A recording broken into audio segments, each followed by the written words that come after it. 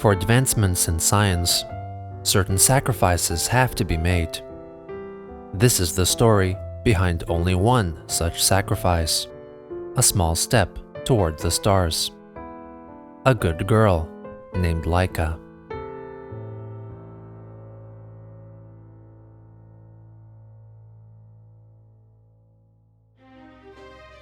From July 1957 and December 1958, 67 countries participated in a scientific project called the International Geophysical Year, a groundbreaking venture to advance mankind's knowledge and prowess in a wide array of scientific disciplines concerning the world and the universe. It was a noted respite from Cold War hostilities, which welcomed international cooperation along with some political rivalry. The recent death of Soviet Union ruler Joseph Stalin and installation of more open governance allowed for the country to join the International Geophysical Year, pitting the USSR against the USA. To everyone's surprise, the USSR seemed to excel above the rest.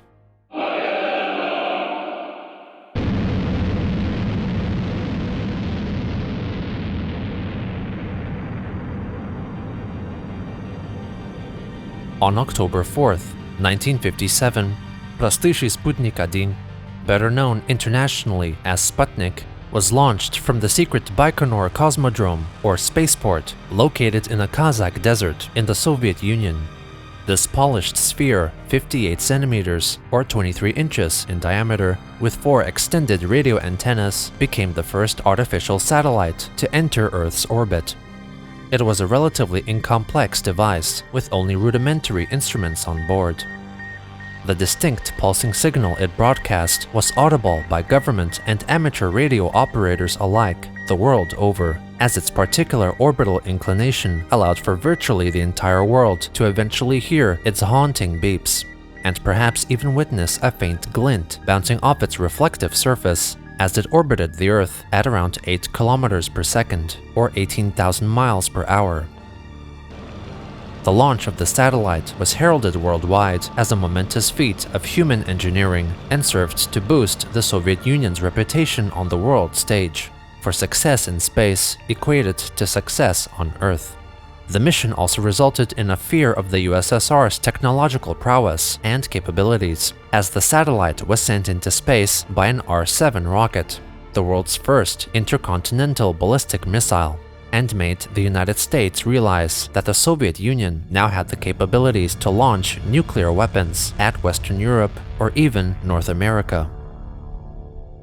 Soviet Union leader Nikita Khrushchev was taken aback by the international reaction and reportedly ordered Sergei Korolev, chief designer of the Soviet space program, that a second, more ambitious Sputnik project be launched no later than November 7th of that year, to coincide with the 40th anniversary of the Bolshevik Revolution, a landmark event that eventually led to the establishment of the Soviet Union.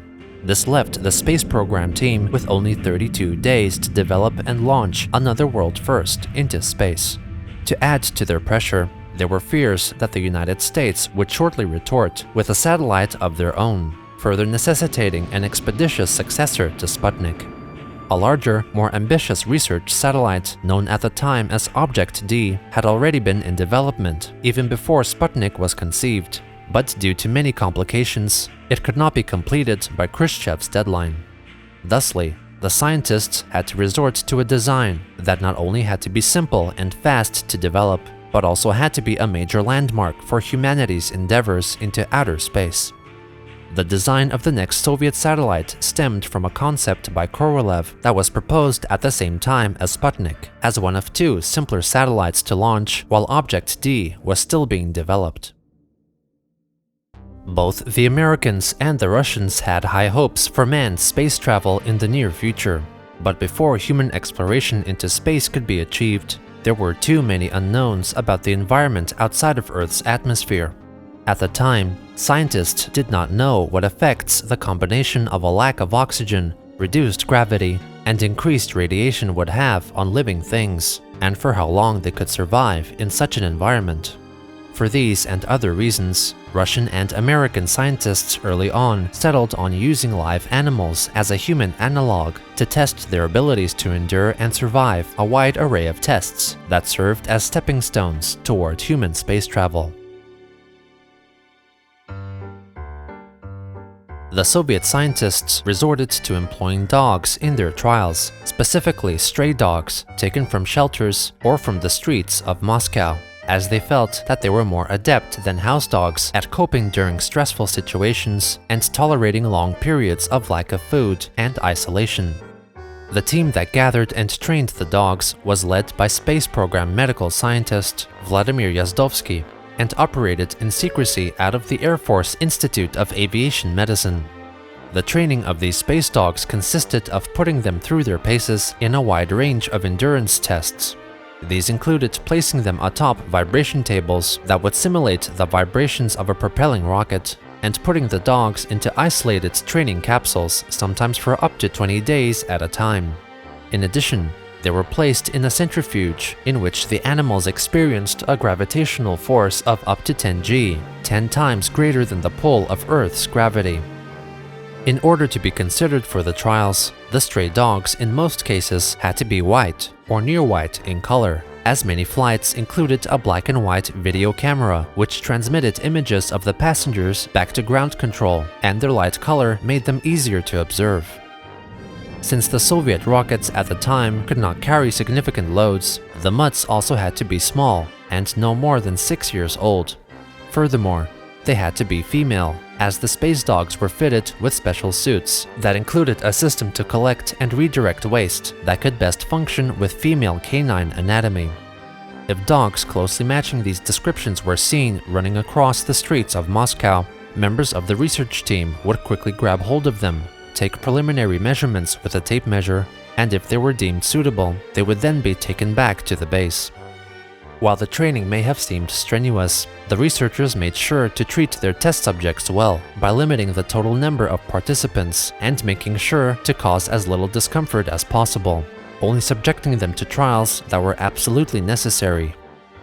Throughout the 1950s, dogs, usually in pairs, flew up on R-1 and later R-2A type rockets that ascended to an altitude of 100 kilometers or 62 miles, rising above the Kármán line, the very edge of the Earth's atmosphere, experiencing space for a brief period of time before, in most cases, safely returning back to Earth.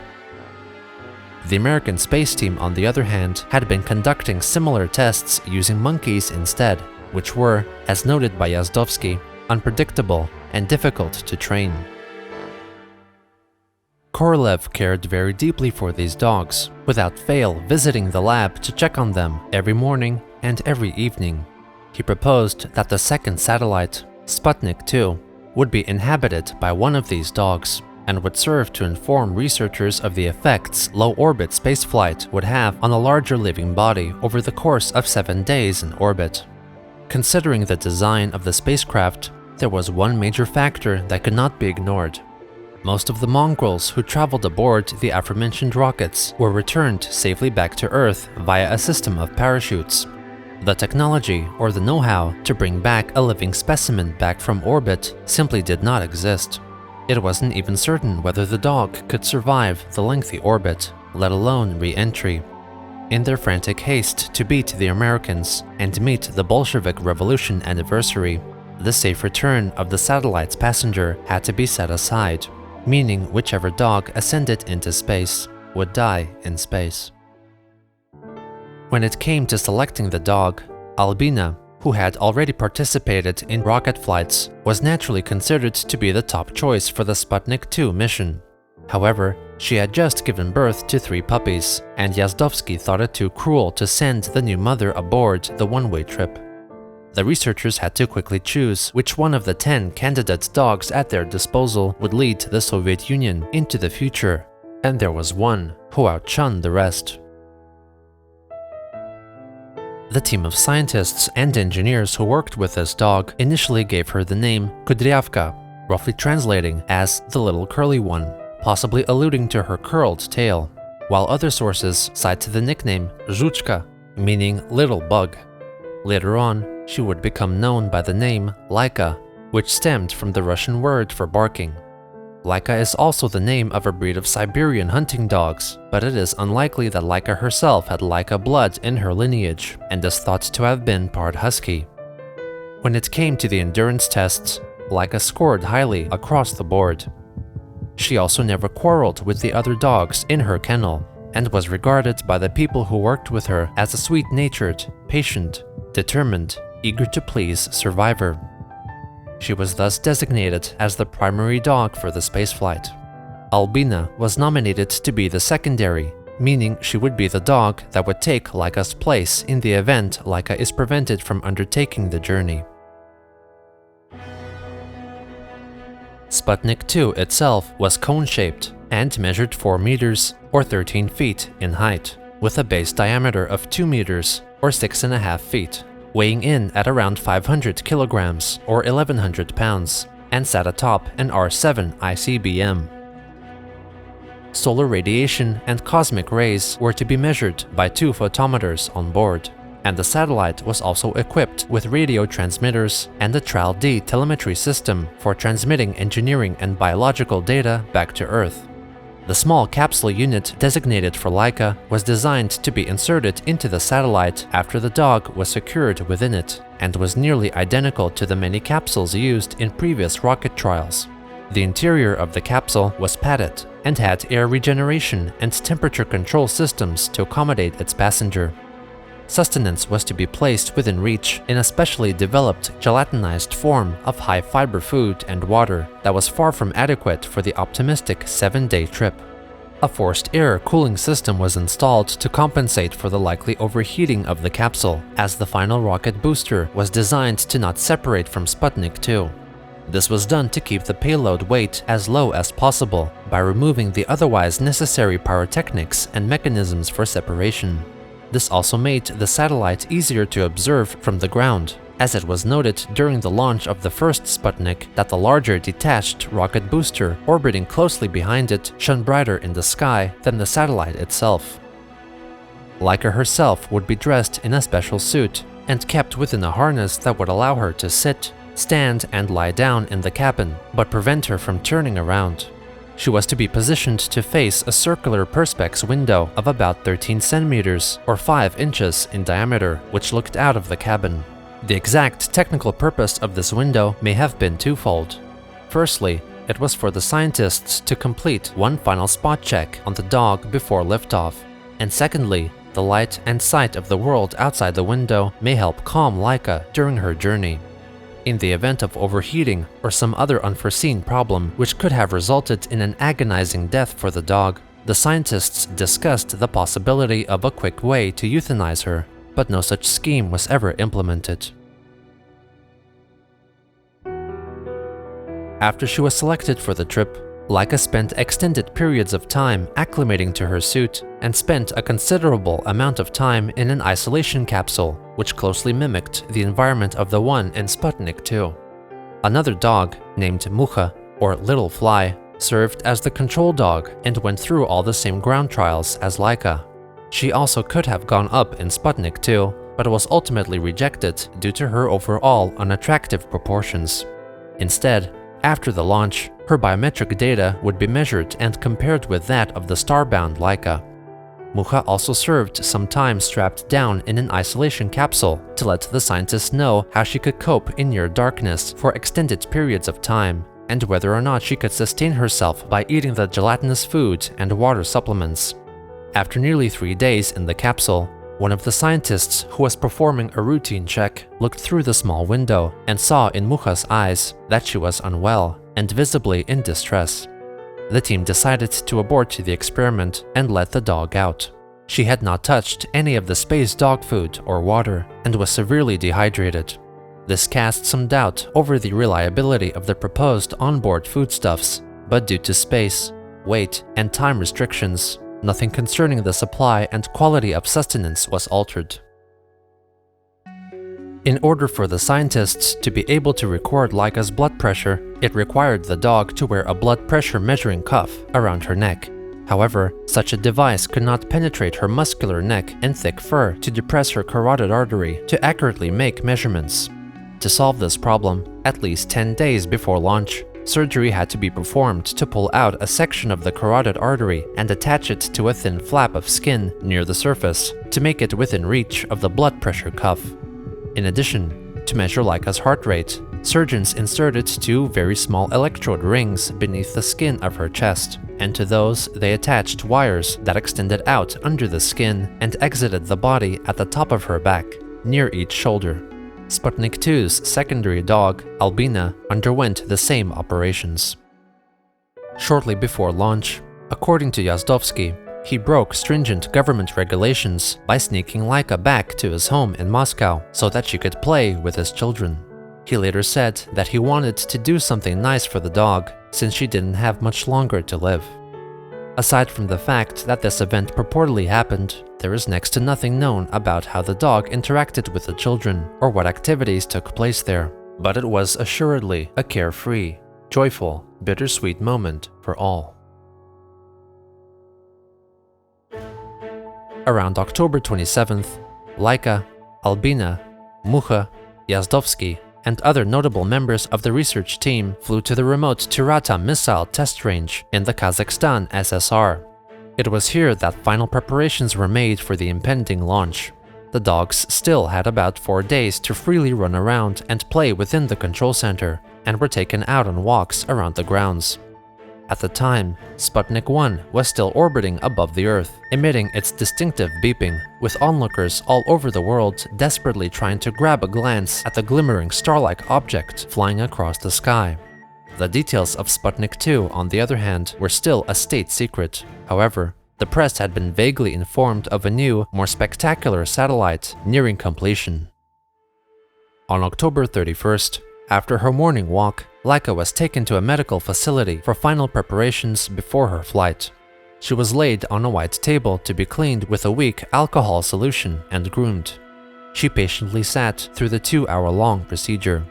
After this, the scientists dressed Laika in her suit and attached the waste collection bag.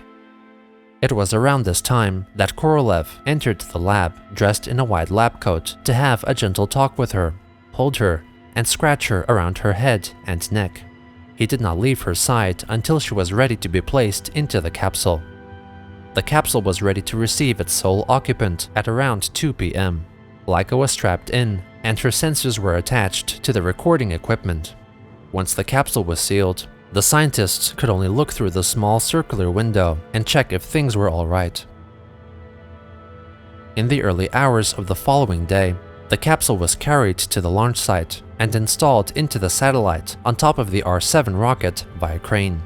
The scientists who had worked with her said their goodbyes and asked for her forgiveness through her little window. For nearly 3 days, Laika sat near motionless in the satellite. She could still be seen from her window, and her vital signs were being constantly monitored and checked. She was calm and at ease, for up to now, this was just like her days in the isolation chamber of the research lab, and nothing yet was out of the ordinary for her. On November 3rd, the morning of the launch, Yazdovsky and his team noted that the pressure inside the cabin was slightly higher than it was when it was first sealed. This would prove problematic when accurately measuring the change in pressure during the flight, and was vital information to gather if they were to soon launch a man into space. On the outside of the capsule was a screw cap, and if it were unscrewed, they could open up a small breathing opening behind it and thusly normalize the air pressure inside. The researchers convinced the technicians working on the spacecraft that the request to adjust the cabin pressure was approved by Korolev, even though it's not confirmed whether or not he actually approved the request, or even if the team asked for permission. Regardless, the cap was opened and the air pressure was normalized. The scientists noted looking into the window that Laika had already eaten all of her food rations and was likely to have been dehydrated. Yazdovsky and team member Alexander Dmitrievich veritably accosted one of the technicians, begging them for the chance to water Laika. Dmitrievich quickly filled a large syringe with water and onto it attached a long rubber tube. He pushed the tube through the small breathing opening and filled up the now empty food tray with water. He could have given her more, but the opening had to be resealed, as Sputnik 2 was soon to launch. With one last look into the window, the men said their goodbyes.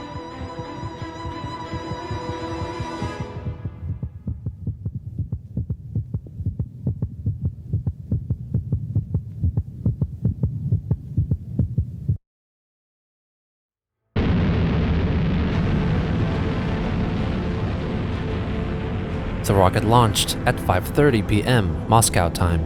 Liftoff was technically nominal and was observed by Korolev, the team that trained the dog, scientists, engineers, and government dignitaries from Moscow, with many shedding tears.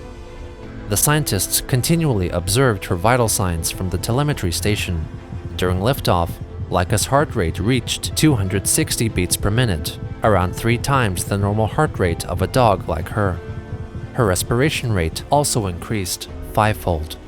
The increasing G-forces acting on her quite possibly made it more difficult for the dog to breathe, hence why she was likely to have been taking rapid, shallow breaths. When the satellite reached orbit and entered microgravity, her vitals and the environment within her capsule stabilized. Sputnik 2 made 1 revolution around the planet every 103 minutes.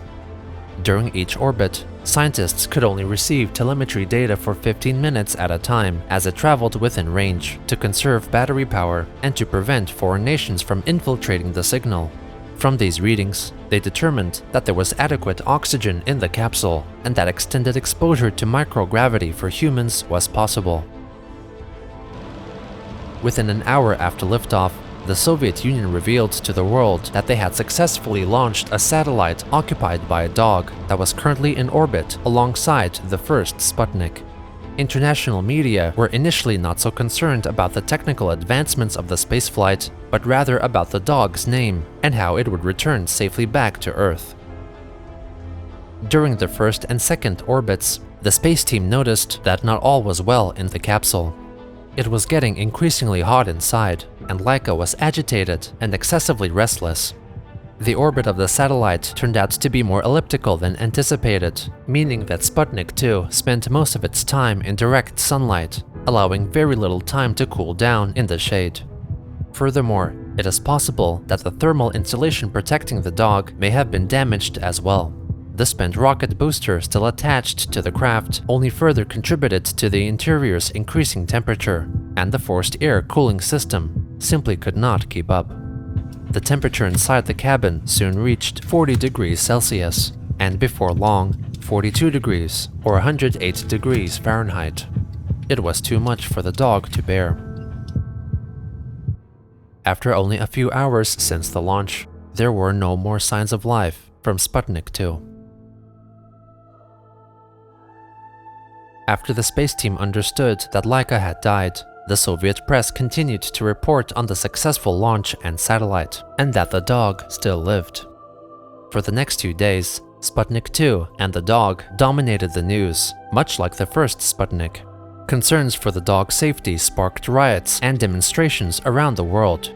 The National Canine Defense League of the United Kingdom met with the first secretary of the Russian embassy and called for a worldwide daily minute silence to be observed by all dog owners until Laika was returned safely. In New York, demonstrations were held in front of the Russian embassy. During the 40th anniversary celebrations of the October Revolution, Khrushchev proudly announced that their first Sputnik was no longer flying through space alone, cementing the USSR's place in scientific advancement.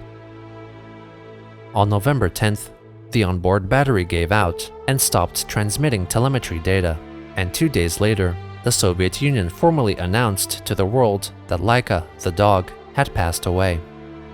Over the decades, there were conflicting reports on the exact cause of her death, with many claiming that she died peacefully as the oxygen in the capsule depleted. The true nature of her passing wasn't revealed until 2002. On January 4th, 1958, Sputnik 1 re-entered the Earth's atmosphere due to orbital decay and burned up into dust. On April 14th, Sputnik 2 followed the same fate. Observers claimed that the falling satellite took on the appearance of a peacock's tail. When it reached an altitude of about 56 kilometers or 35 miles, Sputnik 2 exploded, leaving a ghostly pale afterglow in its wake. The remains of the satellite and its passenger further disintegrated, and as the debris traveled above eastern Brazil, the charged particles of Sputnik 2 and Laika disappeared into the atmosphere. Not long after the space dog had been launched into orbit, she was propped up by Soviet leaders as a noble martyr and a national hero. Laika's accomplishment was commemorated in stamps, cigarette packages, pride-boosting propaganda posters, and statues.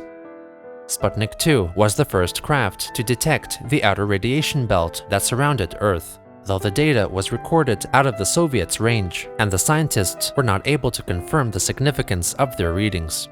The belt was also confirmed by the United States' first successful satellite the following year, Explorer 1, and was named the Van Allen Radiation Belt.